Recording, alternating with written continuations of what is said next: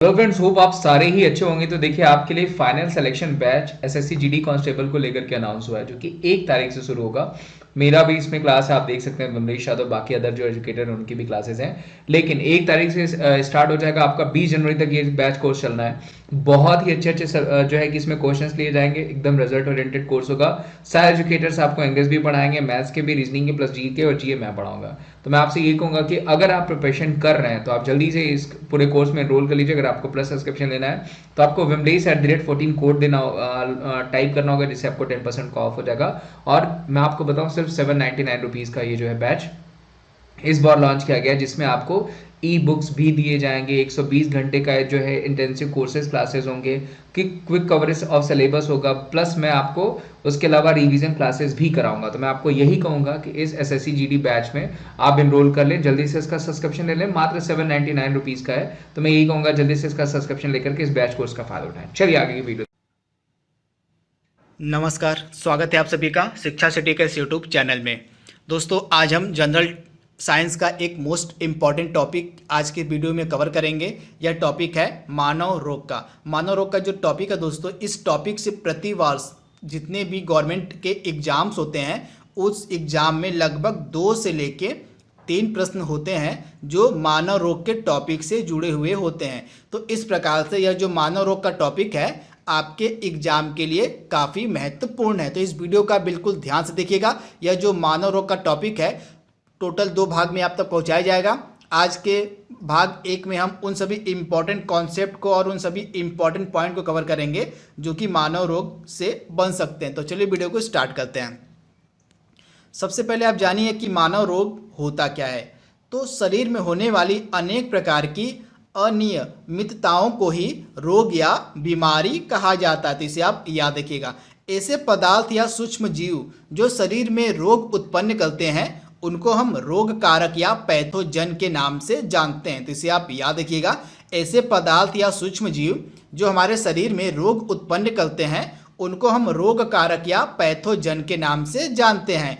रोग के उपचार के लिए दवाओं का जो पहली बार प्रयोग है हिप्पोक्रेट्स ने किया था। किसने किया था? तो रोग के उपचार के लिए पहली बार जो दवाओं का प्रयोग है वह किया गया था हिप्पोक्रेट्स के द्वारा। इसी कारण से हिप्पोक्रेट्स को औषधि विज्ञान का पिता कहा जाता है। ये कॉन्सेप्ट आपके लिए मोस्ट इंपॉर्टेंट है। रोग के उपचार के लिए जो दवाओं का पहली बार उपयोग है, सर्वप्रथम प्रयोग है, वह किया गया था हिप्पोक्रेट्स के द्वारा। इसी कारण से हिप्पोक्रेट्स को औषधि विज्ञान का पिता कहा जाता है। ये मोस्ट इंपॉर्टेंट पॉइंट है, इसे आप नोट डाउन कर लीजिएगा। इसके बाद एक होता है रोग कीटाणु का सिद्धांत। तो रोग का कीटाणु सिद्धांत क्या होता है? जर्म थ्योरी ऑफ डिजीज, जिसको इंग्लिश में कहते हैं। रोग अनेक सूक्ष्म जीवों तथा हानिकारक पदार्थों से उत्पन्न होते हैं। आपको पता होगा जितने भी रोग होते हैं वे अनेक प्रकार के सूक्ष्म जीवों और हानिकारक पदार्थों से उत्पन्न होते हैं। रॉबर्ट कोच नामक एक व्यक्ति थे। इन्होंने प्रमाणित किया कि पशुओं में होने वाला जो एंथ्रेक्स रोग है उसका कारण सूक्ष्मजीवी जीवाणु हैं। तो इनका नाम आपके लिए इंपॉर्टेंट है। रॉबर्ट कोच नामक एक व्यक्ति थे। इन्होंने पहली बार प्रमाणित किया कि पशुओं में जो एंथ्रेक्स नामक रोग होता है उसका कारण है सूक्ष्मजीवी जीवाणु। तो इसे भी आप याद रखिएगा। तथा इस जीवाणु को एंथ्रेक्स कहा गया। क्या कहा गया? तो इस जीवाणु को एंथ्रेक्स नाम दिया गया। तथा रॉबर्ट कोच का यह जो सिद्धांत है रोग का कीटाणु सिद्धांत कहलाता है, जिसे आप याद रखिएगा। जो रॉबर्ट कोच थे उन्होंने बताया था कि पशुओं में जो एंथ्रेक्स नामक रोग होता है उस रोग का कारण होता है सूक्ष्मजीवी जीवाणु, तथा इस सूक्ष्मजीवी जीवाणु को एंथ्रेक्स नाम दिया गया। तथा रॉबर्ट कोच का यह जो प्रसिद्ध सिद्धांत था इसी को रोग का कीटाणु सिद्धांत भी कहा जाता है। तो इसे आप याद रखिएगा। इसके बाद जो मानव रोग होते हैं इनको 2 भागों में विभाजित किया जाता है। तो आइए ये 2 भाग कौन कौन से उसको हम कवर कर लेते हैं।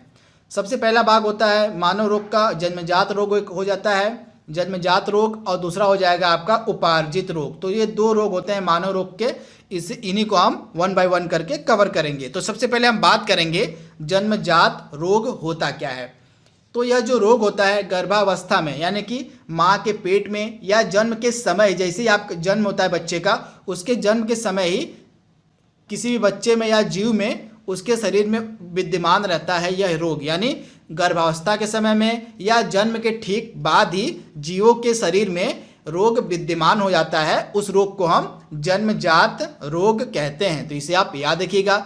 इस रोग के अनेक कारण होते हैं, जैसे गर्भावस्था में चोट या भ्रूण के गुणसूत्रों में असमानता। कभी कभी आप देखते हैं किसी जीव का गुणसूत्र एक बढ़ जाता है या एक घट जाता है, तो इसी कारण से किसी जीव के में गुणसूत्रों की संख्या बढ़ने पर या घटने पर उसके शरीर में अनेक प्रकार के विकार उत्पन्न हो जाते हैं। तो यह किसका कारण होता है? इसको हम जन्मजात रोग कहते हैं। तो इसे आप याद रखिएगा।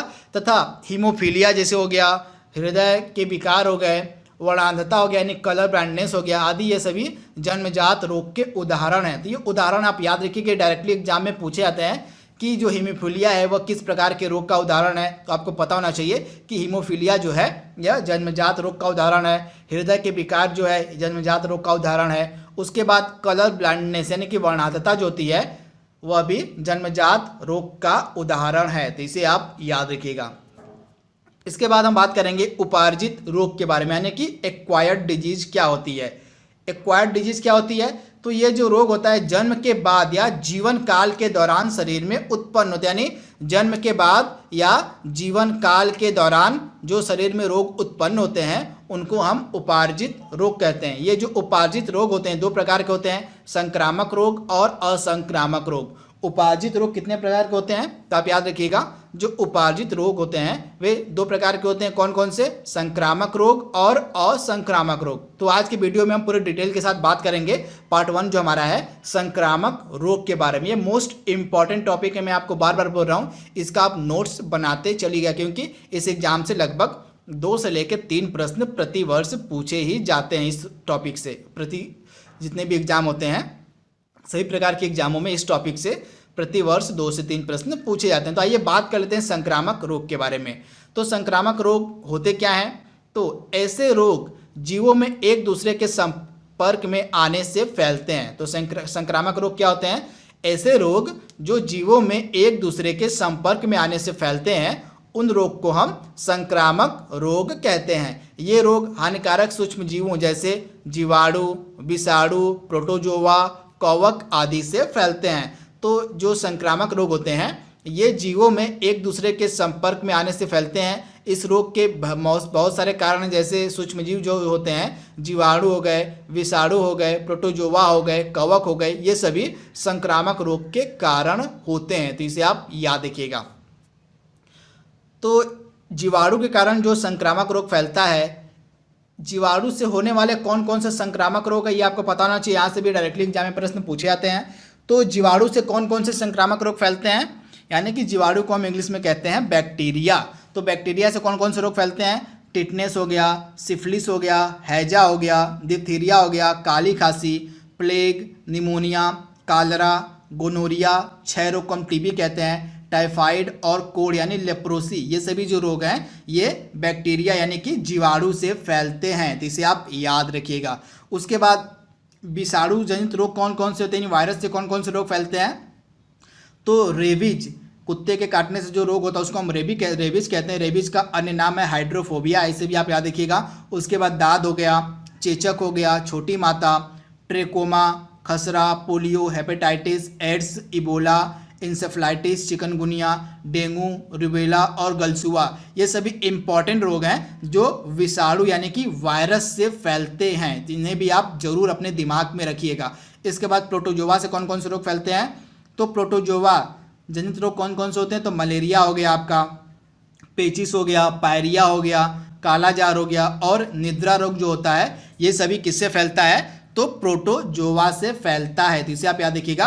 प्रोटोजोआ से मलेरिया फैलता है, पेचिस फैलता है, पायरिया फैलता है, काला जार फैलता है और निद्रा फैलता है। वहीं अगर हम वार्म जनित यानी कृमि जनित रोग की अगर हम बात करें तो फाइलेरिया हो गया, टीनिएसिस हो गया और एस्केरिएसिस हो गया, ये सभी जो रोग हैं ये कृमि जनित रोग होते हैं।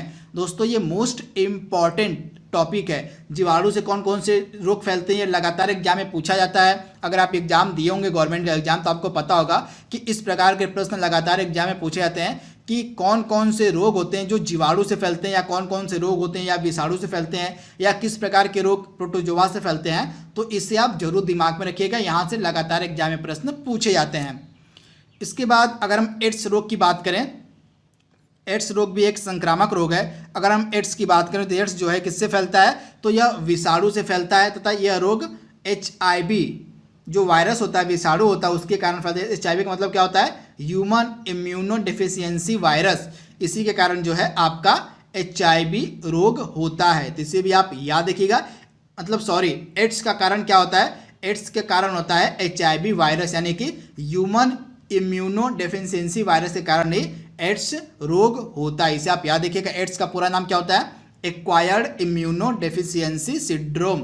इसके बाद इस रोग में, एड्स रोग में रोगी की प्रतिरोधक क्षमता धीरे धीरे कम होने लगती है तथा HIV की जांच के लिए एलिसा टेस्ट किया जाता है। इसे आप याद रखिएगा, HIV की जांच के लिए एलिसा टेस्ट किया जाता है। उसके बाद मलेरिया रोग की अगर हम बात करें तो यह जो मलेरिया रोग है यह प्रोटोजोआ के कारण फैलता है। मैंने आपको बताया था, यह जो मलेरिया रोग है यह प्रोटोजोआ के कारण फैलता है तथा यह रोग प्लाज्मोडियम नामक प्रोटोजोआ है। क्या है इस रोग का कारण क्या होता है मलेरिया का तो इस रोग का कारण होता है प्लाज्मोडियम नामक प्रोटोजोआ। ये आप याद रखिएगा, प्लाज्मोडियम नामक प्रोटोजोआ के कारण ही मलेरिया रोग फैलता है तथा इस प्लाज्मोडियम नामक प्रोटोजोआ का वाहक कौन माना जाता है, तो मादा एनाफिलीज मच्छर। ये भी इंपॉर्टेंट है, मादा एनाफिलीज मच्छर के कारण ही जो है मलेरिया रोग फैलता है।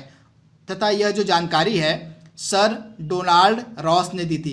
क्या दी थी कि जो सर रोलांड रास थे, इन्होंने ये जानकारी दी थी कि मलेरिया रोग का कारण क्या होता है, प्लाज्मोडियम नामक प्रोटोजोआ तथा इसका वाहक होता है मादा एनाफिलीज मच्छर। तथा इसी जानकारी के कारण सर रोलांड रास को ही 1902 में चिकित्सा में नोबेल पुरस्कार दिया गया था। तो इसे भी आप याद रखिएगा, इनको सर रोलांड रास को 1902 में चिकित्सा में नोबेल पुरस्कार दिया गया था। क्यों दिया गया था, तो इन्होंने बताया था कि मलेरिया का कारण होता है प्लाज्मोडियम नामक प्रोटोजोआ तथा इस प्रोटोजोआ का वाहक होता है मादा एनाफिलीज मच्छर। तो ये मोस्ट इंपॉर्टेंट है।